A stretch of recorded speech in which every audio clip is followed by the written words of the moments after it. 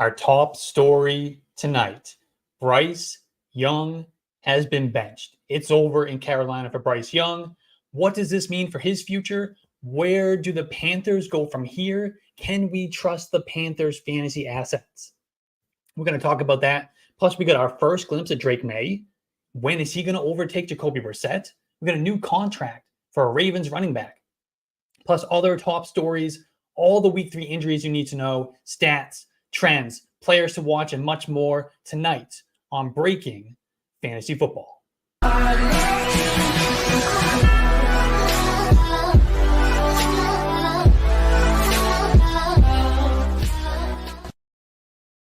Welcome into Breaking Fantasy Football, a part of the Yards Per Fantasy podcast and YouTube network. I'm Alex Johnson, and like we said, our top story tonight is Panthers have benched Bryce Young, and that means Andy Dalton is the QB1, but we'll get to that in a minute. Bryce Young was a disaster from day one in Carolina. They traded up, they gave up a ton of assets. And then on top of that, they threw in, how do you throw in DJ Moore into that catastrophic trade last year to trade up to the number 1 pick? Take Bryce Young over CJ Stroud. And Bryce Young is that bad from day one. He started from day one. He was bad from day one. We thought, maybe it would take some time. That there was a terrible Panthers team around him. The coaching staff was awful, from the Stone Age. And the offensive line was terrible. Wide receivers were terrible. Their wide receiver 1 was old man Adam Thielen, past his prime Adam Thielen, dusty Adam Thielen. Okay, all right, we'll give you a pass. Things looked really bad, but maybe there's hope. And here comes the quarterback savior, the quarterback fixer, Dave Canales. Dave Canales gets all the credit for fixing Geno Smith and fixing Baker Mayfield. No, those players had nothing to do with their career turnarounds. It was all Dave Canales. So, of course, he's going to come in and he's going to fix Bryce Young. Bippity boppity boo. You're fixed. You're better, right? No, it doesn't work that way, man. It doesn't work that way. Players who are bad are bad. Players who are good are good. Players can get better, but it's not all because of the coaches. That narrative needs to end here, right now. That is the perfect example of how terrible that narrative is. We got to stop with that. We got to stop giving these coaches so much credit for these players being good and turning their careers around. It's not the coach. It's not the coach. Rant over. Anyway, this means Andy Dalton is going to be the starting quarterback for the foreseeable future, probably the rest of the year for the Panthers. I can't imagine a world where outside of an Andy Dalton injury, Bryce Young gets back into that QB1 job this year. It's not going to happen. He's probably done with the Panthers. Could he be traded? Is he going to get an opportunity to start somewhere else? He needs to just go somewhere, get a fresh start, sit behind a veteran, work with the coaching staff, work, just on himself, watch his tape, so forth. Just focus on developing. And then maybe a couple years down the line, maybe he gets a shot to start again. That's what needs to happen for Bryce Young. But what needs to happen for us for fantasy football is Andy Dalton needs to start throwing the football to Diontae Johnson. He needs to just make that offense more efficient so we can get some fantasy points from the backfield, Chuba Hubbard. I think he can do that. Because he's at least a competent quarterback. He's a competent quarterback. He's not a good quarterback. He's a competent quarterback. And he had one start last year in 2023 for the Panthers. He went 34 of 58. They let him throw the ball 58 times. All right. And he threw for 361 yards, 2 touchdowns, no picks. He looked good. Obviously, we're not going to get that every week, but they're going to be trailing from behind. They're going to be behind in pretty much every game. Their defense is still catastrophically bad, terrible, awful. But the offense is better than it was last year. The pieces around the quarterback position. So if we can get just competent play from the quarterback position in Carolina, I think we might be able to at least have a fantasy relevant season for Diontae Johnson. This can save Diontae Johnson. All of us who drafted Diontae Johnson, all of us who maybe went out and bought low on Diontae Johnson after week 1, this is our savior right here, Andy Dalton. At least Bryce Young will always have the S2 test, right? He'll always have that to hang his hat on. The S2 test. He broke that test single-handedly. All right, let's move on to Drake May, who got his first opportunity, made his NFL debut on Thursday night. The Patriots were beaten pretty bad by the Jets. It was just an ugly game. The offensive line looked about what we were expecting coming into the season. It was really, really bad. And they just beat up on Jacoby Brissett. The weapons aren't great in that offense to begin with, so he doesn't have a lot to go to even when he's under pressure. The running game didn't get going this week, so that was a big problem. They ended up sitting Jacoby Brissett at the end of the game, just the last few minutes. It wasn't like, let's put in Drake May, see if he can rally a comeback. It was like 4 minutes left in the game. Just run out the clock. See what happens with Drake May. Just get his feet wet, in the NFL. But that obviously opens the door for questions. Are we going to get Drake May starting as soon as week 4? Is this coming? Is this happening? We talked about Drake May on the show last week, where the Patriots told us that they were splitting the first team reps in practice about 70-30. Jacoby Brissett was getting 70% of the snaps. Drake May is getting about 30% of the first team snaps, not just snaps, first team reps in practice. So they're working up to this. I think this might just be the next step. Asked after the game if he's considering a quarterback change, Patriots head coach Gerard Mayo, he said, "I don't know." And then he later added, "We'll get together as a coaching staff and we'll see where it goes." And on Friday, he had a radio interview in Boston, and he added, "Jacoby is our quarterback until I say he's not our quarterback." So it sounds like we're still going to have Jacoby Brissett for at least week 4. Right? The Patriots that play the 49ers in week 4. And based on how poorly that offensive line played in week 3 against the Jets, it's probably the right decision not to roll out your rookie number 3 overall pick quarterback for his first NFL start. And that terrible offensive line. Probably for the best. So let's just keep rolling Jacoby Brissett out there. He can be that meat shield. He just takes all the hits. That guy is going to get hurt at some point. He gets beat up every week. He's going to keep taking those hits so that Drake May doesn't have to. All right. Next top story tonight, we have Justice Hill and the Ravens have agreed to a 2-year, $6 million contract extension. Justice Hill, he has a role in this offense. He's outsnapped both games. He has outsnapped Derrick Henry, and he's got 10 targets, 8 receptions through the first 2 weeks. Now, the Ravens are not playing at the level that we were expecting them to coming into the season. Now, I expect they'll get there. I really do. I think they'll get there. I'm not worried about the Ravens. They have another tough matchup this week, though, against the Cowboys. But as long as they continue trailing in games, playing in close games, we're going to get a lot of Justice Hill. He's their passing down back. They're not putting Derrick Henry out there in passing situations. They're not putting Derrick Henry out in third downs. It's Justice Hill. So Justice Hill is relevant in PPR leagues. You can start him in the flex here and there if you need, desperation play. He can give you some fantasy points there. The Ravens believe in him, so I think we should as well. Our last top story for tonight, before we get into the injuries, but we do have one major injury, and that is Isiah Pacheco. He's headed to IR. He broke his leg. He's going to miss about 6 to 8 weeks. And we know how these things go. They tell us it's going to be 6 to 8 weeks.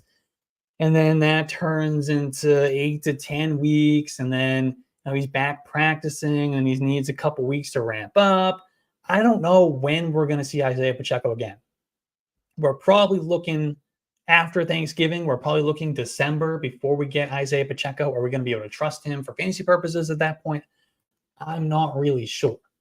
So right now, it's all about, is it Samaje Perine? Is it Carson Steele? They signed Kareem Hunt to the practice squad. And we also still have Clyde Edwards-Helaire lingering in the shadows. He's on the NFI list right now. He could come back within a couple of weeks at some point. He's got some mental health things going on, so we'll see how things work out with that. He has been at the games. He's been on the sidelines, so at least he's around the team. That's a positive. Eventually, maybe he's back active, and he's going to work into this mix as well. It could be pretty ugly for that Chiefs backfield between P. Ryan, who I think is going to get the majority of the passing downs work. He's going to be the third down back. He's yet to carry the ball. He's only been with the team for about 2 or 3 weeks. He hasn't had a carry yet. But I expect he's going to be pretty heavily utilized on third downs, passing situations, kind of like what we've seen in the past from Jerick McKinnon. And then Carson Steele, he'll get that between the tackles, between the 20s work, short yardage stuff, goal line stuff. We'll see a lot of Carson Steele. It could be pretty ugly as far as that combination. Just not knowing which one we can trust for fantasy purposes, the kind of siphoning touches away from each other. And then, of course, at some point, we might get Kareem Hunt activated from the practice squad. He's going to factor in as well. But we want Chiefs. We want Chiefs running backs because it's the Chiefs. It's a great offense. If somebody emerges from that backfield, they're going to give us fantasy points. They're going to be productive and valuable for us for fantasy purposes. All right, let's move on to the rest of the injuries for week 3, and there are a ton of them. It's been a brutal first couple of weeks for injuries for fantasy purposes. Let's just start from the top. I'm just going to go through all of fantasy relevant injuries. I'm not going to go too deep into the analysis on most of them. A couple of them we'll talk for a few minutes, but let's just cruise through the injury report. Starting with Craig Dortch. He's got a hamstring injury. He's questionable. He had a limited practice on Friday. Sounds like he's probably a game time decision. Probably not starting him in your lineups anyway. Then in Atlanta, we got Tyler Algier, has a hip injury. He was limited on Wednesday, but he had a full practice session the rest of the week, so he's good to go. He's getting factored in. He's working in that offense. He's going to give you standalone value, and he's going to take away a little bit from Bijan Robinson, unfortunately. Maybe not to quite the degree of last year, but Tyler Algier, he's factored into that offense. He is good to go for this week. Now, not good to go this week is Keenan Allen. He is out for the second straight week. He didn't practice all week. He still has that heel injury. He came into week 1 with that heel injury. Looked hobbled. He played week 1, looked hobbled. Sat out week 2, and it looks like he's going to sit out again in week 3. However, Roma Dunze, who also popped up on the injury report after week 1, ended up playing last week. Still has that knee injury. He was limited on Wednesday and Thursday, but he practiced in full on Friday. He's good to go. He's going to play. T. Higgins also is good to play with that hamstring injury. He missed the first 2 weeks. He was limited this week on Thursday and Friday, but on Friday he did say, "I'm back. I'm 100%," and he was not on today's final injury report. He's going to be active for his first game of the season against Washington on Monday night. And how convenient, T. Higgins is finally back and healthy just in time to play the Commanders. Normally, I would say coming off an injury like this, maybe you want to take a little time, get him reacclimated, but he could go off as early as his first game back. The Commanders have been so bad against wide receivers. Their defense is terrible across the board, especially in the secondary. So T. Higgins could come back out and make some noise in his first game of the season. Hopefully it'll be a get-right game for Jamar Chase as well. Moving on, Mike Gesicki, also in Cincinnati, has a calf injury. He was limited Thursday and Friday. Sounds like he's kind of up in the air to play Monday night as well, but I would lean towards he's probably going to play. David Njoku, he's been ruled out with his ankle injury. That's the second straight week we're going to be without him. Pierre Strong is also out for the Browns. He's got a hamstring injury, and Njoku an ankle injury. Now coming back from a knee injury at tight end, so we still don't have Njoku, but we are at least getting Jake Ferguson back from his knee injury. He had a full practice on Friday. He's going to play.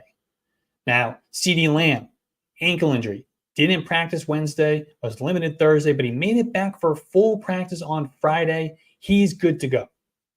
Greg Dulcich, he got a bunch of targets. It hasn't quite connected yet, but Greg Dulcich got a bunch of targets last week. He's going to start to factor in.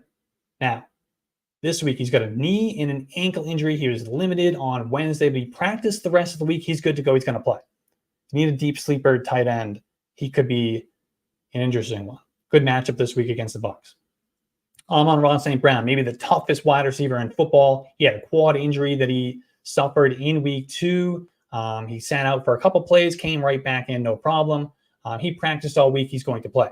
Jordan Love, knee injury, suffered in week 1, was out last week, limited all week at practice this week. It was actually good to see him at least out there practicing, moving around. But it sounds like he's going to be a game time decision. The team did elevate Sean Clifford from the practice squad on Saturday. So that's kind of an indication to me that they probably anticipate it's going to be Malik Willis again. But it sounds like it's going to be a true game time decision. Now, when the coaches talked about it during the week, both the head coach Matt LaFleur as well as the offensive coordinator, they both reiterated that if Jordan Love does play, he's going to be limited. So even if Jordan Love is active, we're probably not starting him in fantasy football, but it would at least make us feel a little bit better about starting guys like Jaden Reed. Now, speaking of Jaden Reed, he's got a calf injury. He was limited Friday, but he's going to play, as was Josh Jacobs with a back injury, also limited Friday. He's fine. He's going to play.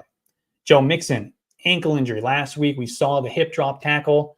That player, I don't remember the defender's name who made that tackle. He was fined today for that. Joe Mixon came back into the game, surprisingly, but sometimes you see these guys, running off adrenaline. They suffer these injuries. They come back into the game, and then, the pain starts to settle in. The adrenaline goes away, and throughout the week, it's like, oh, maybe this injury is a little worse than we initially thought, and that seems to be the case with Joe Mixon. He did not practice all week. He is officially out. He did not travel with the team to Minnesota. He's not going to play. And his backup, Dameon Pierce, is also out. He missed last week with a hamstring injury. He's going to miss again this week, which means, and Mark is asking this question in the chat here. Definitely get your questions, and we'll have some time at the end of the show to get to those for sure. But Mark is saying he's got Pacheco, who we lost, and he picked up Cam Akers. Do you think he's a good start this week? So with both Joe Mixon and Dameon Pierce out, it is expected that Cam Akers is going to start this game. He's going to see this significant workload as far as carries go. He has looked at least decent in preseason and a little bit of action last week, coming off a second Achilles tear. I can't even believe he's on an NFL team. He's playing NFL football. That is impressive in itself. He looked pretty good. I don't know if he's ever going to be the explosive player that he was coming out of Florida State many years ago. But Cam Akers in a good offense, we want the starting running back in a good offense. Cam Akers is going to be that for us for at least this week, maybe for the next couple of weeks. So yeah, I think he's a decent start. We also got to keep an eye on Dare Ogunbowale. He's probably going to get the passing downs work and the change of pace duties. He could be a deep flex play if you need one with all these injuries. You might want to pick up Dare Ogunbowale. He could give you at least a few points. Also, still in Houston, we got wide receiver Nico Collins. He had a hip injury and a foot injury. And then we got Dalton Schultz with an ankle injury. Now, both of these guys, they practice in full on Friday. They're good to go. They're going to play. Josh Downs. Remember Josh Downs? He was playing so well in training camp. He was looking really good. There was a lot of buzz about Josh Downs, maybe taking that next step. He's got a little bit of a rapport with Anthony Richardson. And then he hurts his ankle. Missed the rest of training camp, missed all of preseason, missed the first couple of weeks. Started practicing on a limited basis last week. He practiced again all week this week, and he's going to play. I believe he practiced in full all week this week. Like I said, he hasn't played since injuring his ankle in training camp. He's good to go. Now, I don't think I'm going to trust him. I don't trust many of the pass catchers right now in Indianapolis. I mean, Michael Pittman, which I'm going to talk about in a second here. Michael Pittman has really disappointed. He's kind of flopped so far to start the season. We had one good game from Anthony Richardson, one kind of a faceplant game from Anthony Richardson. So he's only made 6 starts. He's got 137 career pass attempts. He's still a rookie essentially. So let's give Anthony Richardson some time. However, I don't think that there's going to be enough to go around in this passing offense for the Colts that's going to allow us to trust a guy like Josh Downs, who's not going to be the primary target in that offense. It's Jonathan Taylor first and foremost. We're still getting a bunch of targets at least, even though the production hasn't been there for Michael Pittman. And then out of nowhere, here's Alec Pierce, who seems to be just kind of like a skill set, a really good skill set match with Anthony Richardson. He's a good down the field, jump ball, contested catch guy. And Anthony Richardson has a big rocket arm and he loves to use it. So we could see Alec Pierce continue to at least be involved. I don't think he's going to be somebody that we're going to be starting in fantasy football, but maybe in like best ball leagues, you're kind of happy if you drafted him because he's going to give you some spike weeks. Anyway, sticking with the Colts, though, Michael Pittman. Michael Pittman, he's got a back injury and a calf injury. He popped up on the injury report on Friday as a did not practice. That's not good. That's not good when these guys are practicing early in the week and then all of a sudden they pop up with an injury. That's usually bad news. He's been deemed questionable. We got to monitor that one tomorrow for sure. Evan Ingram has been ruled out with his hamstring injury that he suffered at the beginning. Actually, not even the beginning of last week. He suffered it in pregame warmups last week, which is catastrophic. He hasn't practiced all week. Jaguars play Monday night. We are thankful that they're not waiting to tell us that he's out or not. They're just telling us on Saturday he's out so we can safely keep him out of our lineups and have a contingency plan in place. Moving on. Xavier Worthy. We got a lot of injuries this week, guys. A lot of injuries. Trying to get through these as fast as we can because we have a lot more of this show to get to. Xavier Worthy, quad injury. Practiced all week. He's going to play. He's fine. Justin Herbert, ankle injury. He is questionable, and he's very, very questionable with a high ankle sprain is what has been ruled. It's a high ankle sprain for Justin Herbert. He did not practice all week. He missed practice every day this week. Now he is going to test his ankle in the pregame warmups, kind of see how that goes. Now, Ian Rappaport expressed that there is optimism that Justin Herbert is going to play, but we'll just have to see how those pregame warmups go. The other quarterbacks on the roster for the Chargers are Easton Stick, or as I kind of like to call him last year when he was starting games, Easton Stink, because, man, that guy's bad. And then there's also Taylor Heineke. Remember, they traded for Taylor Heineke in the preseason, so we could see one of those guys rolled out as the starting quarterback. Sticking in Los Angeles with the Chargers, Josh Palmer, he's got an elbow injury and a calf injury. He is questionable. He also, just like Justin Herbert, did not practice this week. Looks like he's probably not going to play. Cooper Kupp, not going to play. Ankle injury, he's out. I don't know when we're going to see him. They didn't put him on IR, which, is a kind of a good sign that they think maybe it's less than 4 weeks. But I don't know, man. My gut is telling me on this one, this could be an 8-weeker. This could be an 8-weeker. I know they didn't put him on IR yet. They still can. This could be an 8-week type of injury for Cooper Kupp. I'm worried about that. Raheem Mostert, he is doubtful. He's got a chest injury. He's not going to play. He was limited in practice all week, but I don't think he's playing. Jeff Wilson, who suffered an oblique injury on Thursday last week, Thursday Night Football against the Bills. He did have full practice on Thursday and Friday. He is good to go, but he's really not a factor. Everybody was picking up Jeff Wilson last week. Didn't really get us anywhere with that because Devon Achane ended up playing. He got a pretty significant workload. I expect we'll get the same from Achane again this week. And obviously the offense is not going to be nearly as explosive, nearly as potent without Tua Tagovailoa. So Jeff Wilson is off the fantasy radar for now. Jordan Addison, ankle injury. He's been ruled out once again for the second straight week. Dude can't get his ankles healthy. I think this is a different ankle than the one he hurt in preseason as well.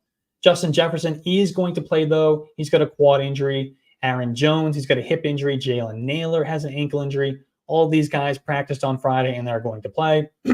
Taysom Hill, he had a chest injury that he was hospitalized for. Remember, Taysom Hill went to the hospital to get checked out for his chest injury after last week's game. And then he actually, just a couple of days after being hospitalized, he's back at practice. He was limited on Thursday and Friday. However, it's still not looking good for him to play this week against the Eagles. He was downgraded to doubtful today. So we're probably not seeing Taysom Hill this week. Get somebody else in there for your tight end spot if you were relying on Taysom Hill. A.J. Brown ruled out again. He's got that hamstring injury that forced him to miss week 2. He's out for week 3. Russell Wilson, calf injury. He's questionable. He was limited all week. We're going to get Justin Fields starting again. If Russell Wilson is active, it's going to be as the backup to Justin Fields. Deebo Samuel, out. Calf injury. George Kittle, hamstring injury that popped up this week. He was originally doubtful after Friday. He sat out of practice on Thursday and Friday. Downgraded today, though. He's going to be out officially against the Rams, which is really, really unfortunate because without Christian McCaffrey, without Deebo Samuel, this could have been a monster George Kittle game, especially against the Rams. Those guys are giving up fantasy points in buckets right now. They're giving up so many fantasy points. This was going to be a monster George Kittle game. Now it's going to be all Brandon Ayuk, all Jordan Mason. Start those guys with confidence. It took a couple weeks for Brandon Ayuk to kind of get things warmed up after missing all training camp and preseason with that contract situation. He's got his feet wet. First couple of weeks he's played. Now we're going to get full Brandon Ayuk with no target competition in that offense all of a sudden. And a great matchup against the Rams. Moving on. Kenneth Walker missed last week. He's doubtful this week with that oblique injury. He was out Wednesday and Thursday. He was back to a limited basis on Friday, which is a good sign. However, he is doubtful. I highly expect he is not going to play again in week 3. Tyler Lockett, we're almost there. Tyler Lockett, thigh injury. Wide receiver DK Metcalf as well with an injury. He's got a hand injury. Noah Fant has a toe injury. All the pass catchers, except for JSN in Seattle, are banged up right now. However, they all practiced in full on Friday. They're good to go. No worries there. Rachaad White, groin injury that he suffered in week 2 during the game, sat out a few plays, came back in. Only gave you 2 fantasy points, but he came back in. He was limited on Wednesday and Thursday. He had a full session on Friday. He's going to play. We are continuing to play Rachaad White, even if he's not efficient as a runner, even if Bucky Irving is going to take some snaps, take some reps as a runner. We're still going to get elite receiving running back work from Rachaad White. Keep playing Rachaad White. Buy low on Rachaad White. Last injury. We got through it. Last injury, Tajay Spears, ankle injury. He is questionable. He did practice in full on Friday. He was limited Thursday, came back to full practice on Friday. That's a good sign that he is leaning towards playing. All right. We got through the injuries. Now let's move on to the ones to watch segment. And I got a few. We talked about the injuries in San Francisco. And I want to turn your attention to another running back in that backfield. Not Jordan Mason, but Isaac Guerendo. This is a rookie 4th-round pick out of Louisville. This is a deep guy that we want to stash right now. We want to pick up Isaac Guerendo off the waiver wire. He is a beautiful handcuff stash right now in fantasy football. He is currently the RB2 behind Jordan Mason. We don't know when Christian McCaffrey's coming back. We don't know when that's going to happen. So in the meantime, it's Jordan Mason and it's Isaac Guerendo. He only played 1 snap, had 1 touch in week 2, but that indicates to us he is absolutely the number 2 to Jordan Mason. If anything happens to Jordan Mason, all of a sudden it's Isaac Guarendo in that backfield. And Isaac Guarendo is a very talented running back. He's 6 feet. He's 221. He's a big running back, but he's got 4.33 speed. Remember, this guy blew up at the combine. Nobody knew who Isaac Guarendo was coming into the combine. If you weren't a Louisville fan, you probably never heard of Isaac Guarendo. He comes out and he runs 4.33. All of a sudden, he's a 4th-round pick. Pick up Isaac Guarendo and stash him. If anything happens to Jordan Mason, Isaac Guarendo is going to be a great fit in this Kyle Shanahan rushing scheme. He's big, he's fast, he's athletic, he's explosive, could be a big play weapon in that backfield. Pick up Isaac Guarendo and stash him now, please. All right, sticking with the running back position, let's look at J.K. Dobbins. J.K. Dobbins has been fantastic. He's absolutely exceeded everybody's expectations. He's the RB4 right now in PPR scoring. He scored more than 20 fantasy points in both games. He's actually leading the NFL in rushing yards. Who thought that? Nobody thought that coming in to the season. After a couple of weeks of the season, J.K. Dobbins would be leading the NFL in rushing, coming off those injuries. Are you kidding me? However, there are some warning signs here for J.K. Dobbins. Not that he's just going to go away, but he's not going to continue to be a top 5 running back in fantasy football. He has not yet played 50% of the snaps. He's not yet reached 50% snap share in either game. He was out-snapped by Gus Edwards in week 2. He only played 46.4% of the snaps. He's taken just 45.8% of the running back rush attempts in the Chargers offense. And he's only been targeted 4 times. So the role for J.K. Dobbins is not quite aligning with the production. I mean, this guy's averaging like 10 yards a carry. Legitimately, he's averaging like 9.9 yards per carry right now. So ease up on J.K. Dobbins. I don't know if he's necessarily a sell, but if somebody is going to pay RB1 price to get J.K. Dobbins off of my roster, I'm hitting the accept button. I'm taking it. I think he's probably more like an RB2 rest of season, not a high-end RB1 like he's been producing as for the first couple of weeks. So just buyer beware on J.K. Dobbins. All right. And if we're doing anything with that Chargers backfield right now, we are picking up Kamani Vidal and we are stashing him because we know the injury history on J.K. Dobbins. We know there's an injury history with Gus Edwards as well. Kamani Vidal is an injury away from being the guy in that backfield. He's an explosive runner, 6th-round pick out of Troy. No, not Troy. That's Tyrone. Is it Troy? Fuck, now I'm messing it up. Now I'm confusing my running backs. We're rookie running backs. It's not Tyron Tracy. Tyron Tracy was Purdue. Kamani Vidal is Troy. Yes, correct. All right. Anyway, don't mind me. Now, one more thing about J.K. Dobbins. One more thing.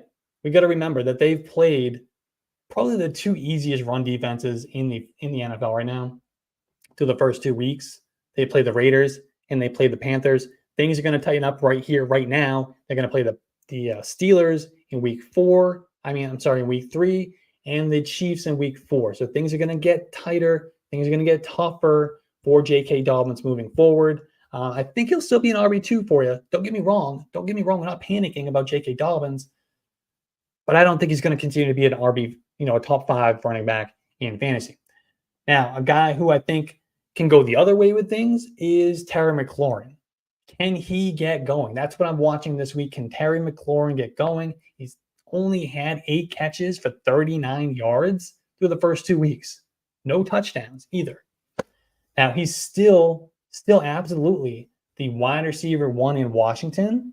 And we've seen it year over year over year. He has overcome quarterback play throughout his entire career. That's never been a problem. I don't expect it's going to continue to be a problem. One, Jaden Daniels is going to continue to get better, but also, even if Jaden Daniels isn't that great, I mean, this is a guy who had good production with Sam Howell and Taylor Heineke and who else they were starting at quarterback over the last few years. Terry McLaurin just gets there every year. I'm not really worried about him at this point. He's a buy low. And then today, Cliff Kingsbury comes out and he says, we've got to find a way to get Terry McLaurin more involved. And he said, that's on me. He's a fantastic player. So even Cliff Kingsbury has it on his mind. We got to get the football to Terry McLaurin. They're going to find ways to get the ball to Terry McLaurin. We could see that as early as this week. Monday Night Football, we get Terry McLaurin against the Bengals. Things are going to get better for Terry McLaurin. Don't give up on him quite yet, please. Moving on. Quentin Johnston. What is happening with Quentin Johnston? What is happening? Is it happening with Quentin Johnston? I don't know, man. I don't know. I think I was probably the biggest Quentin Johnston hater of all time last year. All of a sudden, Quentin Johnston, he's got target shares of 20% and 31.6% through the first 2 weeks. He is tied with Ladd McConkey atop the Chargers for most targets. He's got 11 targets for the first 2 games. He had those 2 touchdowns last week. I don't think we're going to get a Quentin Johnston breakout, but he has to be on the radar right now. He has to be on the radar. If you have a deep bench, you're going to pick him up. You're going to see what happens. Not a lot of target competition in that Chargers offense now. Not a lot of passes either. But if the majority of those are going to end up going towards Quentin Johnston, if he's going to start playing better, he could be a bye week fill-in. He could be a low-end wide receiver 3, a flex play for you. I'm just saying. He had a bad rookie year. The role has been there so far through the first 2 weeks, and I don't think he's dropped a single ball. So let's just at least monitor Quentin Johnston. I don't want anybody to think that I'm all of a sudden a Quentin Johnston fan. I'm not. I still think he's bad, but we got to at least watch. See what happens. All right. So those are the ones that I am watching. Let's get to a couple of trends that we need to know heading into week 3. And this first one comes from Rich Rebar on Twitter. He's talking about the Lions defense. All right. We can play our wide receivers against the Lions defense because so far, more than 75% of the fantasy points that have been scored against the Lions defense for the first 2 weeks have come from wide receivers. That's the highest rate in the NFL.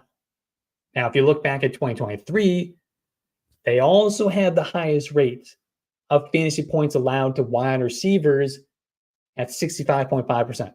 Again, this is according to Rich Rebar on Twitter. Now, that means to me that the Lions are kind of like a funnel. They're a pass funnel. Their run defense is really good. Their run defense in Detroit is really good. And if they're going to give up this many fantasy points to wide receivers, you're going to want to start your wide receivers against the Lions, especially if their offense gets going, right? Because if their offense is scoring a lot of points, that's going to require the opposing team's offense to throw the ball a lot, which means even more fantasy points are going to go to wide receivers. So start your wide receivers against the Lions. In week 1, they allowed 14 catches, 123 yards and a touchdown just to slot wide receivers in week 1. Same thing in week 2 to slot wide receivers. Against the Bucs, 10 catches, 138 yards from the slot. So we're specifically targeting our slot wide receivers playing against the Lions, but I really want to play all my wide receivers against the Lions. All right. Moving on, I got another trend here for you, and this one's from Josh Norris on Twitter. DeAndre Swift. What do we make of DeAndre Swift? This is a guy who was weirdly inefficient last year with the Eagles. He had some weeks early in the season where he's scoring a bunch of fantasy points, and then all of a sudden, it's like, where'd the fantasy points go? Where'd they go? Because they're not throwing the ball to him, and he was inefficient. Now, looking through the first 2 weeks for DeAndre Swift with the Bears so far, he has faced 8+ defenders in the box just 88% of the time. 8% of the time. So they're not stacking the box for DeAndre Swift in Chicago. Defenses know he's not a major threat. However, still, he's only got 48 rushing yards on 24 carries. And it's not good. That's not good. That's if for these math whizzes out here, that's 2 yards carry. However, that's a very concerning trend. However, the role has been there for DeAndre Swift. The role has been elite. He's getting a ton of carries, at least compared to the other running backs in that backfield. And he's getting all the snaps. He's getting all the targets. We've barely seen Khalil Herbert. And if Roschon Johnson wasn't punched in the face on the sideline in week 2, I wouldn't even know he existed still. He was even on the roster still. So I don't know what to do with this, with DeAndre Swift. The inefficiency is still there. He's not efficient. He's not an efficient running back. The offense has fell way short of the expectations. Caleb Williams has struggled through the first 2 weeks. It looked like a rookie quarterback. The offensive line has struggled through the first 2 weeks. DeAndre Swift himself has struggled through the first 2 weeks, but the role is there. So I'm still struggling with this in my mind. Is he a buy low? Is he like, let's just get out of here, get rid of DeAndre Swift at all costs? Are we buying low? I don't know. I think I'm going to lean towards buy low because I know he's an explosive runner, and they've clearly dedicated to him. They want that backfield to go through DeAndre Swift. So I think we'll lean towards buy low on DeAndre Swift. The last trend you need to know heading into week 3 is we have 3 wide receivers with 20 plus targets. However, they've had fewer than 20 fantasy points total through 2 weeks on the season. 20 targets or more and less than 20 fantasy points. That's Michael Pittman. We already talked about Michael Pittman. We talked about those concerns with the Colts offense. Amari Cooper and Cortland Sutton as well. So Amari Cooper, we've got some quarterback issues there in Cleveland. Deshaun Watson has not looked good. He's not played well at all. Was a little bit better last week. I'll give you that. Jerry Jeudy has exceeded expectations. Maybe he's going to become the wide receiver 1 in Cleveland. I still think Amari Cooper is going to get things going here. Have at least a similar season what he gave us last year. I'm feeling okay about Amari Cooper. I'm also looking at Cortland Sutton, who also belongs in this category. He's had more than 20 targets, less than 20 fantasy points. I'm going to take this and segue into our next segment because my underdog play for the week is going to be Cortland Sutton. Because I believe this could be the week that it happens for Cortland Sutton. We finally get that Bo Nix to Cortland Sutton connection. Now, Cortland Sutton doesn't really match very well with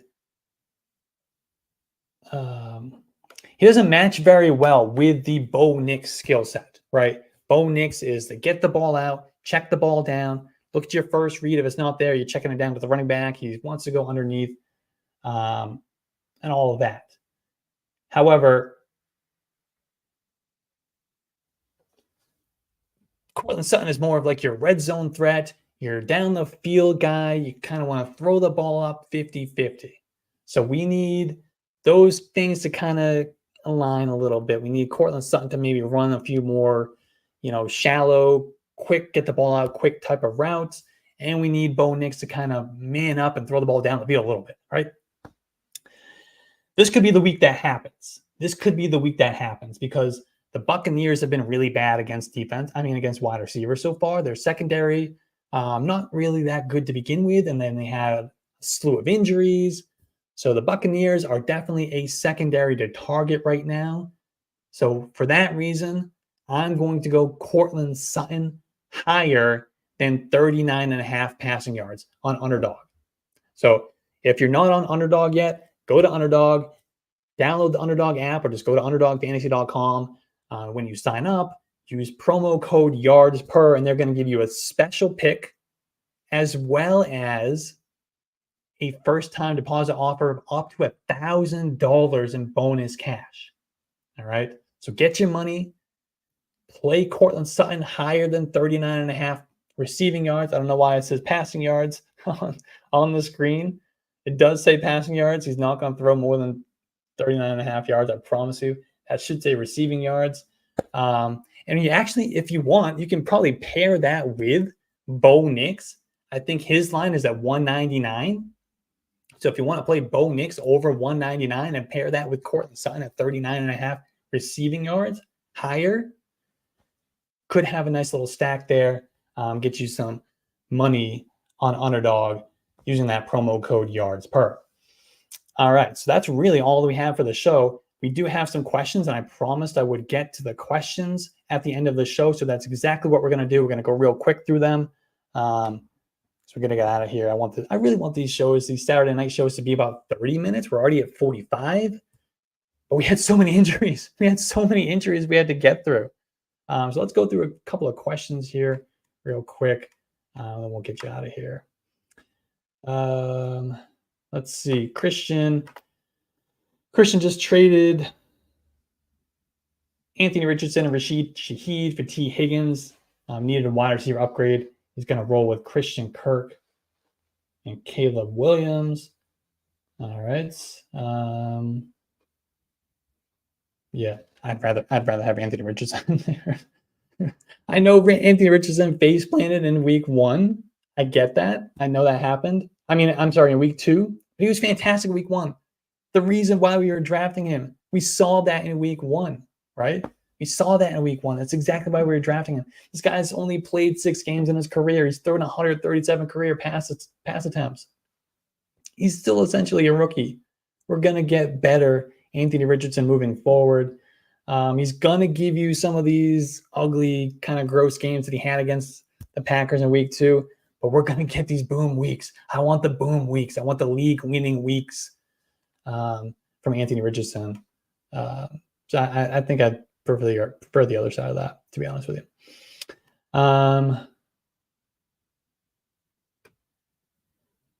Would you cut a Kansas running back to pick up and play a Dunze or play Ford?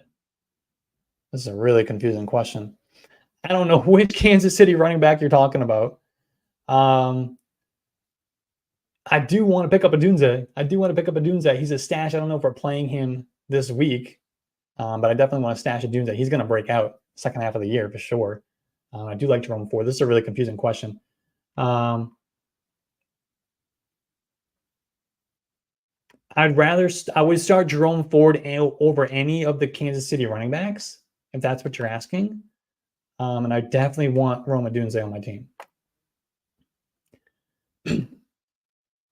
I just traded Jerome Ford for Tank Dell. This one's from Nick. And man, do I love it.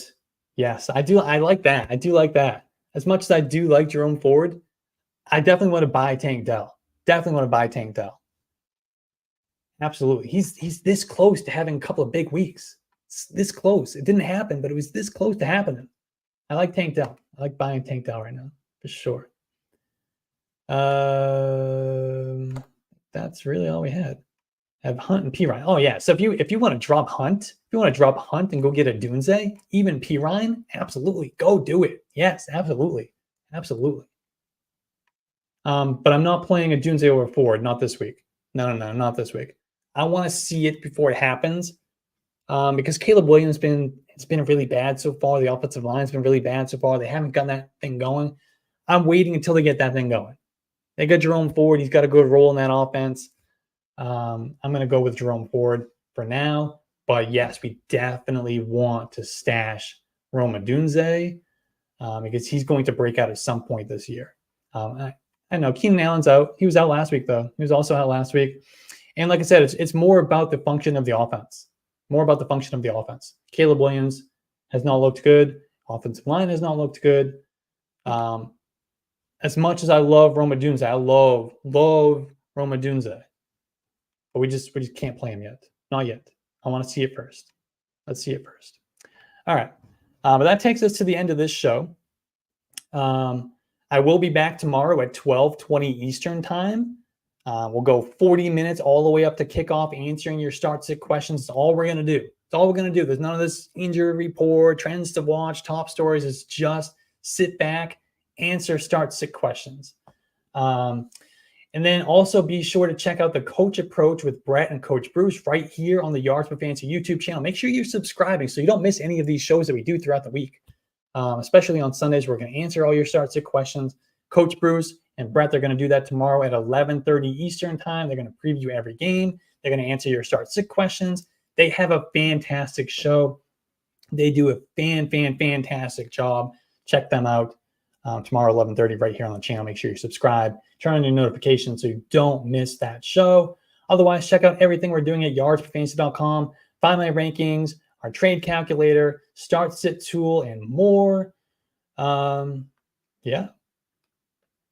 Thank you to everyone who tuned in tonight, everyone who participated in the chat. I love answering these questions at the end of the show. This was fun. This was Breaking Fantasy Football.